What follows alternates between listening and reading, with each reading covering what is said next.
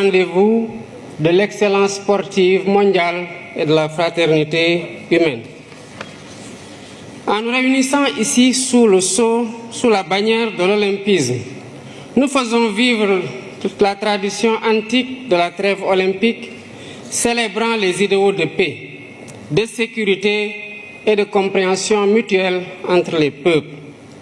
Cette tradition nous rappelle que le sport n'est pas que compétition. Il est aussi une humanité qui rassemble les peuples au-delà de leurs frontières et de leurs différences. C'est tout le sens de la résolution de l'Assemblée générale des Nations unies sur l'édification d'un monde pacifique et meilleur grâce au sport et à l'idéal olympique. Cependant, force est de constater que l'idéal olympique est aujourd'hui mis à rude épreuve par la tragédie de la guerre, de la violence sous toutes ses formes et des inégalités sans cesse croissantes au sein et entre les nations.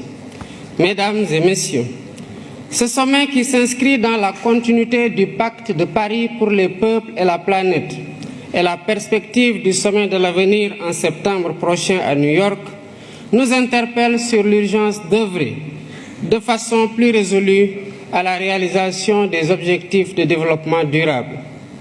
Inspirée par l'idéal olympique, notre rencontre devrait sonner le réveil des consciences sur les inéquités persistantes d'un ordre mondial historiquement dépassé. Si nous voulons que les choses changent, il nous faut changer les règles du jeu. Je pense à l'évasion fiscale, aux congés fiscaux abusifs et aux autres flux financiers illicites qui privent nos pays de ressources vitales au financement du développement. Je pense à la question lancinante du traitement juste et équitable de la dette ainsi qu'au système de notation biaisé sur l'évaluation du risque concernant l'Afrique.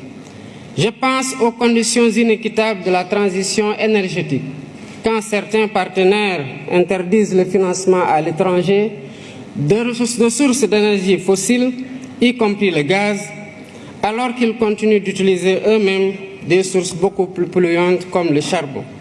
Je pense à l'architecture de la gouvernance économique, politique et financière mondiale, héritée de la Seconde Guerre mondiale, dont la composition des organes et le processus de décision ne reflètent plus les réalités de notre temps. À maintes reprises et à juste titre, le secrétaire général des Nations Unies a alerté sur le risque de fragmentation d'un système international obsolète et non inclusif. À l'évidence, un système qui perpétue le statu quo et ignore les besoins légitimes de sa grande majorité crée les germes de sa remise en cause et la recherche de voies alternatives. La mutation du groupe des BRICS en un sud global plus large montre à quel point le système international est contesté et combien il urge de le réformer pour le rendre plus inclusif, plus juste, plus transparent dans l'intérêt compris de tous.